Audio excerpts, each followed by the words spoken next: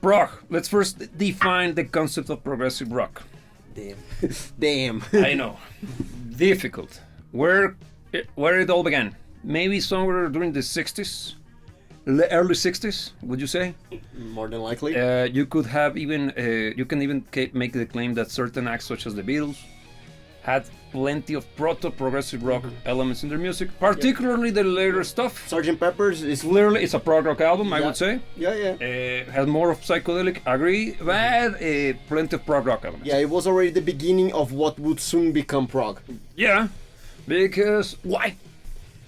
I think it was a little bit more expensive in nature than most of what the Beatles had done at the time. A little bit more artistic, for the lack of a better word. Define artistic, man. That's gonna be a tough one, because when I say artistic in music creation, I think I'm referring to the kind of stuff that the musician does, not because how it's gonna be perceived by the audience, but how he himself, the musician, wants to infuse his music, his creation, with something that makes sense to him, but maybe not necessarily to other people. In a self-indulgent manner? Is that what you're saying? Perhaps. Could it be kind of like a self-satisfying move? Yeah. Something you do to yourself? Is that what you're implying? Look, and even thinking about That produces pleasure? about the Momentarily, not the necessarily. era of Beatles that we're referring to. We're already talking about the Beatles quite well established. Yes. They were already the Beatles for a few years at that point in time. And I say they could afford not to give a damn. They could create whatever they wanted, and people would consume it, and people would like it. And Sgt. Pepper's kind of feel like that. It's like, we're gonna do whatever we want. Yeah, also Abbey Road to a certain degree. Yeah, but I think Abbey Road is still more... A little bit more self-contained. Yes, less, it is. Less, in this sense, like big and stupid, like all Yeah. over the place. Because I'm not saying that Sgt. Pepper is a mess of an album. The thing is that they reached that point in their careers in which they were already bigger than Jesus. So they could afford try whatever crazy ideas they got and throw it to the wall expecting something to stick without any form of opposition, major opposition, because I can actually, they were still contractually obliged to make music that sells. Yeah. And in that record you start to see elements that I consider to be quite quintessential prog. Let me begin from there. First and foremost, longer songs. That's usually, not necessarily, but usually a good reference point to determine if something is progressive or not. The length of the track. Just because a long track doesn't mean that it's a progressive song, okay? Because you can have short progressive songs. Okay. But usually speaking, due to the nature of progressive rock, which is movements and quite defined sections similar to what you do or find in classical music, in which you don't necessarily speaking have a more traditional structure, traditional in the sense of contemporary music, okay? Which is verse, bridge, chorus, and chorus double at the end. That's usually your pop rock, your pop song, and that applies to all genres, okay? In progressive rock, you tend to have movements rather than sections, in which they could be self-contained, and they are connected to another movement through the use of a passage, musical or lyrical or even soundscaping. Then you got as well the development of cues or leitmotifs, like themes that refers to a particular section of the track, a particular lyrical moment, or a particular phrase, musical phrase that will be reproduced or used in different moments across the piece. Or even characters, if we're talking about more narratively driven. You're going to the next stage, which would be conceptual albums and stuff. Very similar to the concept of opera. So, as you can see, progressive rock and progressive music in general, you can make the argument that there are actual progressive electronic music as well. Even pop. A good example is freaking ABC's Legion of Love. That thing's a progressive album. It's more in the pop area, but still, in my head, well, it fills all of these boxes, man. It's ticking all of these boxes. And as you can see, it's heavily influenced by the techniques and the styles behind the composition what we consider today classical music. In reality, it's orchestral music from the classical period. But that would be a definition from me. Am I incorrect? No, it makes sense. Let me take a look at the comments here. Here, Roman here saying, to me, prog is anything not conventional. Good point. Using let me freaking mouse cruise chat. Sorry about this, but damn it. The thing said. Okay, yeah. Now, to me, progressive rock is anything not conventional, using any type of instrument or effect, and or nor any rules allowed. No, anything goes. Yes. News is out that Israeli has died. Did he? Okay, I wasn't expecting that. Yeah, I didn't get you the final. Ace Frehley, the original guitar player for Kiss, passed away. It seems.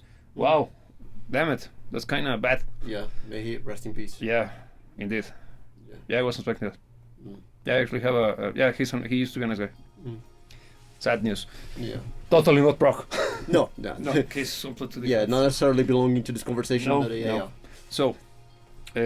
Coming back to the definition of prog, I think what Roman is saying here is also very, very defining factors. Yeah. Instrumentation is not restricted by any means. Yeah, well, I think one of the main characters is not trying to put it in more layman terms. I think progressive rock is freer. It's freer music. Because the compositional process is more a result of the emotional impact that you want to cause, rather than following a formula, because you even mentioned the whole thing about verse, chorus, blah blah, which is something that we see replicated very commonly in mainstream music of all kinds. Yes. Rock music also suffers quite a lot from that. It's not only pop, right? But it's the contemporary style, man. You know, but that's why it takes back from the original way to make music. I'm talking about classical music now. No, but even that, man. Even in classical music, you got styles on how to write pieces, because in order for it to be a symphony, you have to follow certain movements, following certain characteristics. There has been formulas since forever.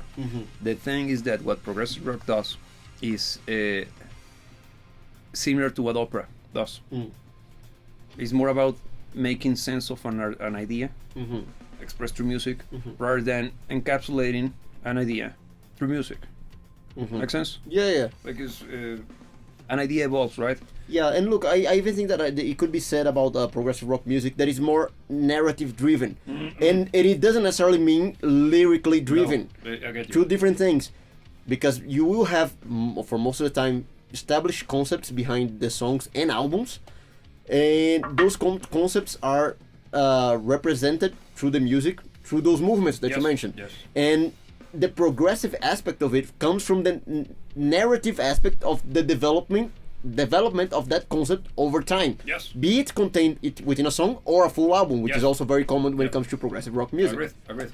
So now you can see why progressive rock tends to have this reputation of being pompous, flamboyant, elitist, because also virtuosism is very important. Is it? Extremely important. Wow, there are the only band that can plenty of examples. Like what? Of sucky musicians pulling it off? Not sucky musicians, but not necessarily virtuosos. Or like what? How many bands compared to the rest? Just saying. Porcupine Tree, not virtuoso. The drummer is good, is great. Then Pink Floyd, nobody's good. look, but fantastic band. Look, even now Genesis have the keyboard player is actually very good. No. Yeah. No. The thing is that I don't think virtuosism is necessarily by default. No, but it's a very important part of the genre, because you find rare examples. Pink Floyd, it's a band that is very much one of those icons of progressive rock music. Yeah. That happens not to be virtuoso. None of the members are virtuoso on their instruments. David Gilmour is a great, incredible, super seminal, influential as well balls guitar player. Agree. Watch out. God bless. Thank you, America. But he's not renowned for being a shredder. No. And I also say that being this kind of virtuoso-driven music also is the downfall of progressive rock. More on that once we start to give examples of bands, because it also created several of the cliches that I can understand, and I agree with people who might have a hard time getting into the whole prog rock stuff. Because there are plenty of arguments against prog rock, plenty of hate that's thrown around. Some of it unjustified, but quite a lot of it quite well justified as well. Here Roman is giving a good take as well. He's saying, I think prog rock. Let me get this closer. Yeah. Get it closer to the side. That's not, let me find a way to read it. Just look at it and go. Okay, that's awful. Well, where? Okay, look. Well, it's awful. It has me on it. Of course, it's gonna suck. Look, he's saying, here Roman is saying, I think prog rock can have any subject matter, or no subject at all. It can be all instrumental. Agreed. Yeah. Because the music itself, and that's a good point also to describe the sound of prog rock. The music alone should be enough for the idea to be expressed. Yeah. Something that other more lyrical driven genres tend to ignore. Looking at you, pop. This should be the norm for every music, every kind of music you listen to. Yeah, that's why it's music, not poetry. Yeah, exactly. Yeah. Thank you. So, but prog rock tends to be very, very takes that super seriously, extremely seriously. Yeah.